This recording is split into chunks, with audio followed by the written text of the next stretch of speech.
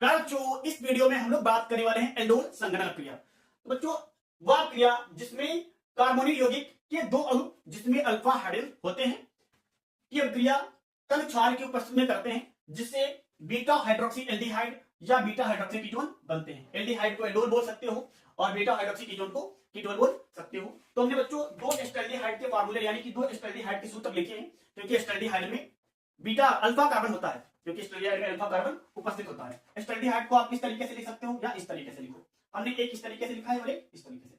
तो बच्चों अब क्रिया में क्या होता है, इसमें एक एस्टल्डिहाइड से, इस वाले एस्टल्डिहाइड से एक हाइड्रोजन निकाल लेते हैं।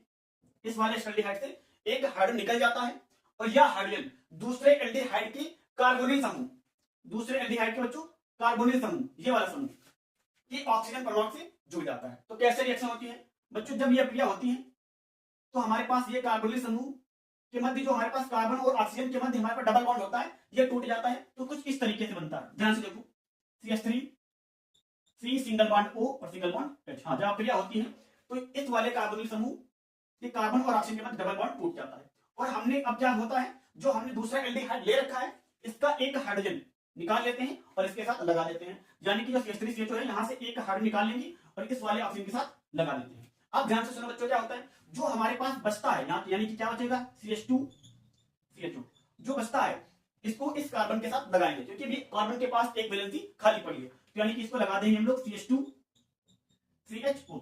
तो जो प्राप्त होता है इसी को हम लोग बच्चों बोलते हैं बीटा हाइड्रोक्सी एल्डिहाइड। अगर आप यहाँ पे कीटोन लोगे तो बनेगा बीटा हाइड्रोक्सी कीटोन। तो बच्चों आप इसको इस तरीके से लिख सकते हो, अगर आपको ये नहीं लिखना पसंद है तो आप इस तरीके से लिख सकते हो, CH3 ये हो जाए, इसको पास पास कर देंगे तो हो जाएगा CH और इसके साथ क्या लगा हुआ है, OH समूह, OH, और हमारे पास क्या है CH2CHO। देख लो सबकी कार्बन यानी कि सबकी वैलेंसी पूरी होनी चाहिए। तो ऑक्सीजन की वैलेंसी 2 है, एक बॉन्ड एक हाइड्रोजन। इस कार्बन की बात करें तो 1 2 3 बॉन्ड और एक कार्बन, तो 4 वैलेंसी पूरी है। तो बच्चों इसका नाम है बीटा हाइड्रोक्सी एल्डिहाइड। अच्छा, इसे बीटा हाइड्रोक्सी एल्डिहाइड क्यों कहते हैं, कार्बोनिल समूह का जो कार्बन होता है उसके बाद वाला कार्बन वो होता है अल्फा कार्बन और जो सेकंड वाला होता है वो होता है बीटा कार्बन, बीटा कार्बन बच्चों।